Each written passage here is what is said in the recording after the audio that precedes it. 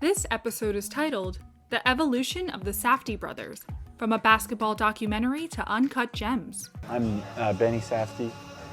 This is my brother. Josh. Yeah. Same last name.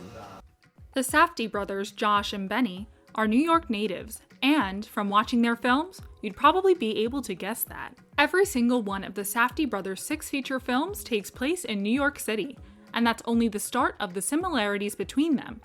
Though unassuming at first, the Safdie brothers have organized one of the most successful underground filmmaker uprisings of the 2010s. First appearing on the scene with The Pleasure of Being Robbed, the Safdies have and continue to use film festivals as their main way of gaining notoriety. Let's take a look at their filmography to see the rise of the Safdie brothers and find out what they're planning next. Early work. The Safdie brothers' first feature-length film, The Pleasure of Being Robbed, follows a kleptomaniac named Eleanor as she makes her way through New York City. The film originated from none other than Kate Spade Handbags, who approached Josh Safdie to make a short film featuring their bags. The deal was, you make a short film for my wife's company, Kate Spade, and I will, in turn, we'll hide all the funding. Eventually, the film grew and became their first official feature. In it, they begin to explore themes like crime and gritty realism set in the background of New York City, all of which are aspects that drive their later work. When it first premiered, this film garnered critical attention at festivals like South by Southwest and Cannes, which eventually led to a distribution deal with IFC Films. Despite this, The Pleasure of Being Robbed screened at only 5 festivals total and received generally negative reviews from critics. All in all, the distribution deal with IFC presumably opened a network of industry professionals to the Safdie brothers. Their next film, Daddy Longlegs, follows a single father who is with his children for 2 weeks out of the year, balancing the desire to be friends with his kids or to be a responsible parent. He has to make the 2 weeks last, the rest of the year because, he's constantly trying to fight the battle of being forgotten. The film, once again, you guessed it, takes place in New York City. It has all the trappings of a Safdie brothers film, including many shaky close-up shots, gritty realism, and petty crime. It also features a variety of non-actors, an unpopular casting decision that seems to follow the Safdie brothers from film to film. Daddy Longlegs is also more realistic than The Pleasure of Being Robbed due to the script being rooted in the Safdies' own experience growing up with divorced parents in New York. Some might describe it as an autobiographical, realistic fairy tale and a bittersweet comedy about the responsibilities of parenthood.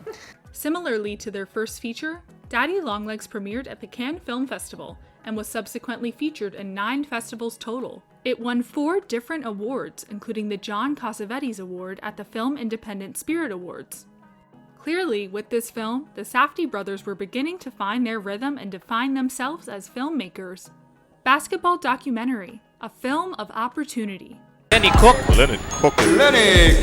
Their next film, Lenny Cook, seems startlingly out of character in the Safdie brothers' filmography, as it's a documentary focusing on a high school basketball player named Lenny Cook. By 2001, Cook had played just 4 years of organized ball, but still, he entered his senior year rated among the top high school players in the country, along with Amari Stoudemire, Carmelo Anthony, and LeBron James. Adam Shopcorn actually approached the Safdie brothers about footage he hadn't used from a failed early 2000s basketball documentary. The footage featured Lenny Cook, who the brothers then decided to track down and film for 3 more years. Thus, Lenny Cook was born. This film truly seems to have found its way through opportunity and the Safdies' love of sports, specifically basketball. Critically, this film shows as a passion project. It screened at the Tribeca Film Festival and was nominated for an award through Black Reel Awards, but that was pretty much it. It received favorable reviews from critics, currently sitting at 82% on Rotten Tomatoes. Though this film contains several common Safdie stylistic choices, such as New York, shaky close-ups, etc., it fails to capture the essence of the Safdies' writing and story. Evolution into neon-noir. Their next film, however, Heaven Knows What, is where they really find their niche. Heaven Knows What is based on an unpublished memoir by Arielle Holmes, who also happens to star in the movie. It revolves around drug addict Harley and her antics with her boyfriend Ilya around New York City. If the Safdie brothers ever had a big break, it would be this movie. It features all of the stylistic elements that would go on to appear in both Good Time and Uncut Gems, including their first ventures into the neon-noir genre of film. It is more graphic than their other films, dealing with difficult issues such as drug addiction, death, and suicide. It also advances their technique stylistically through incorporation of the neon-noir aesthetic while still maintaining the defining features of their early work, like shaky close-ups. Their daring descent into the world of crime thrillers was met with glowing reviews from the masses and critics alike. Heaven Knows What screened at over 10 festivals and received awards from 5 of those.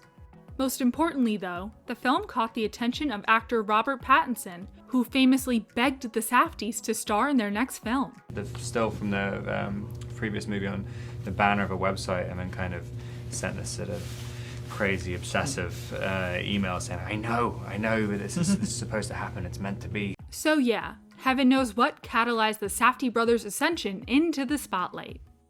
When we set out to make this movie, we wanted to make a piece of pulp, a piece of entertainment, a movie that kind of is greater than a superhero movie, greater than CG. It's showing you what money can't buy. Uncut Gems was actually supposed to be the Safdies' next project, but after receiving an email from Robert Pattinson, they decided to put it on hold to make Good Time. This gritty crime thriller is the first film in the brothers' filmography to truly envelope all aspects of a Safdie brothers film. It is dark in themes and narrative, as well as aesthetic. Much of the film takes place at night, allowing them to fully experiment with the neon-noir style in their hometown of New York. When matched to a soundtrack filled with fast-paced techno beats from musician Daniel Lopatin, the brothers are finally able to create a well-rounded portrait of anxiety. Coupled with the star power of Robert Pattinson in a role typically outside his comfort zone, this film cleaned house at festivals. It screened in countless industry circles, most notably Cannes, and was nominated for a whopping 47 awards. If Heaven Knows What put them on the map, Good Time catapulted the Safdies into prominence. They became a well-known name in the independent filmmaking world. However, they still lacked attention from a mainstream audience. It's something so detailed, you can really see the patterns in someone's behavior, so it actually looks like you can actually see what a character is rather than just kind of have just a few events in their life. Enter Uncut Gems. The Safdies actually came up with the idea for Uncut Gems in 2009 and even sent a copy of the script to Adam Sandler's manager. The script was rejected, but the brothers continued to edit it, and in 2016, they finally got the project rolling. We sent the script over to him, and then eventually he saw Good Time and then immediately reached out to us, and which was surreal, you know. Once again, they escalated the violence and approached the story with their award-winning aesthetic. Much of the cinematography takes direct influence from Good Time and expands on the neon-noir style. With the inclusion of Adam Sandler, especially in an unconventional role, the film attracted widespread attention from mainstream audiences. Though it lacked a nomination from the Academy in the famous Adam Sandler Oscar snub last year, it still ended up being nominated for a total of 76 different awards. If Good Time brought the Safdies prominence, Uncut Gems thrust them into the spotlight of a mainstream audience. This is me. This is how I win. What's next for the Safdies? The biggest question that remains is, now that the Safdie brothers have become a household name, what will they do next? Well, in March of 2020, they signed a 2-year distribution deal with HBO, meaning that their expansion could continue to television. They are also set to direct an upcoming remake of the film 48 Hours, with Josh Safdie co-writing the script. Ultimately, I'm excited to see if the Safdies maintain the aesthetic that they've gotten so comfortable with in films like Heaven Knows What and Uncut Gems, or if they branch off into a different genre that brings new challenges with it. It's important to tell movies that force audience members out of their seat into the screen, as opposed to the other way around.